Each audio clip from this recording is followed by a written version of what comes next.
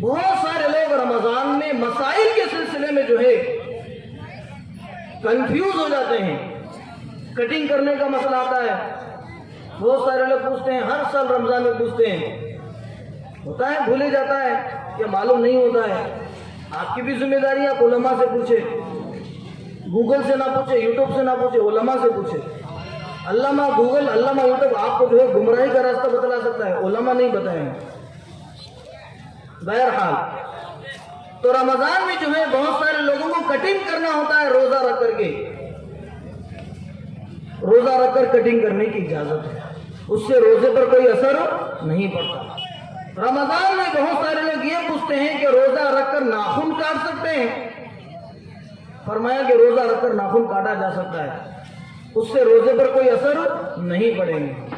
بہت سارے لوگ پوچھتے ہیں کہ رمضان میں کیا سر درد ہونے سے زنڈوم لگایا جا سکتا ہے؟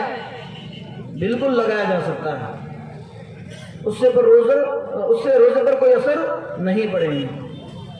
اسی طرح بہت سارے لوگ پوچھتے ہیں کہ رمضان مبارک میں انجیکشن لگوانا ہو تو کیا لگا سکتے ہیں؟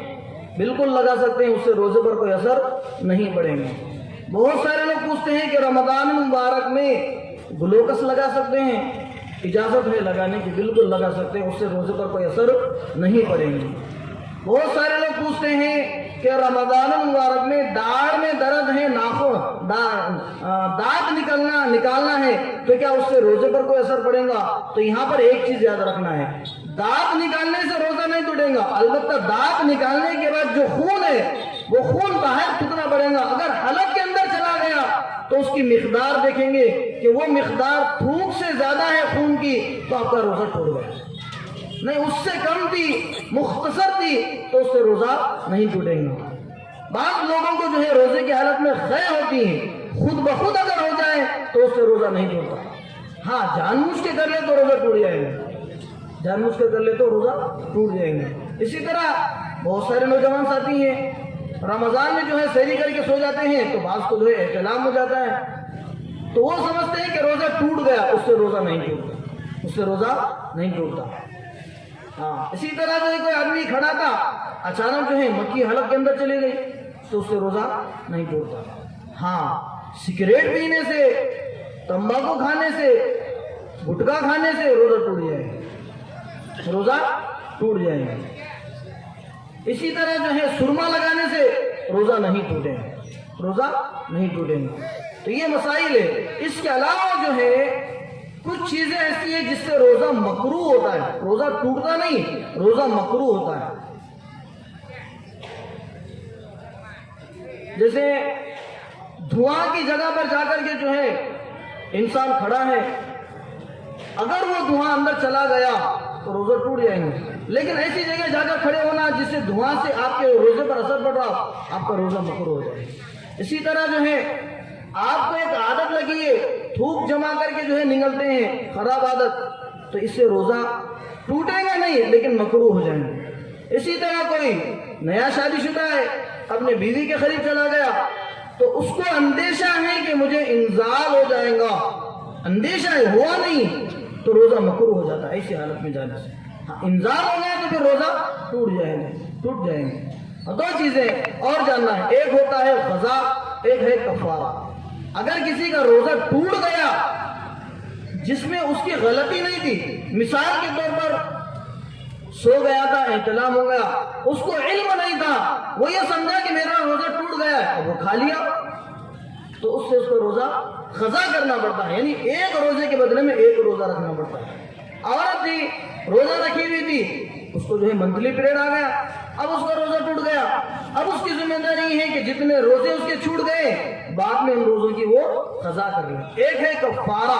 کفارہ جو ہے جان بوجھ کر توڑنے سے کفارہ آتا ہے. ہمارا اگر اس میں دخل ہے روزہ توڑنے میں, بھوک لگی تھی, دوا کو برداشت نہیں کرا, کھانے چھوڑا, بھول کے کھا لیا تو روزہ نہیں ٹوٹے گا. بھوک لگی تھی, کھا لیا, جان کا خدشہ ہو تو بات الگ ہے, جان کا خدشہ نہیں تھا, کھا لیا برداشت نہیں کر کے, اس سے روزہ قضا اور کفارہ دونوں لازم ہوں. کفارہ کیا ہے कफारा ये है कि वो जो है गुलाम को आजाद करे। अब चूंकि गुलामों का दौर तो नहीं है, अलबत्ता दो चीजें वो कर सकता है, एक ये कि वो जो है 60 मिस्कीनों को खाना खिलाए एक रोजे के बदले में, या ये कि वो एक रोजे के बदले में 60 रोजे मुसलसल रखे।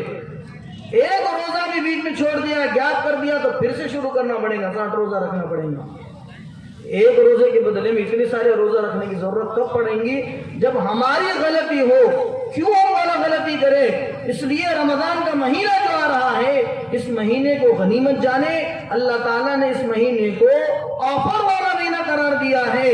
अल्लाह ताला ने इसमें एक बंदा एक नफिल नमाज पढ़ता है तो अल्लाह ताला उसके बदले में एक फर्ज का 100 अता फरमाते हैं, और एक फर्ज पढ़ता है तो अल्लाह ताला उसको 70 फर्ज का 100 अता फरमाते हैं। कुरान करीम की तिलावत का एहतमाम करे। क्यों? इसलिए कि रमजान का महीना और कुरान दोनों का जोड़।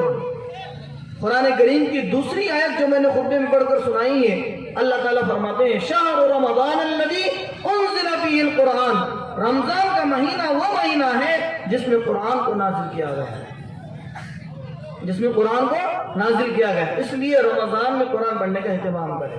हाँ, कुरान के सिलसिले में एक वाक़या बड़ा मशहूर है कि एक मरतबा जो है एक मौलाना को एक साहब घर पर दावत दी।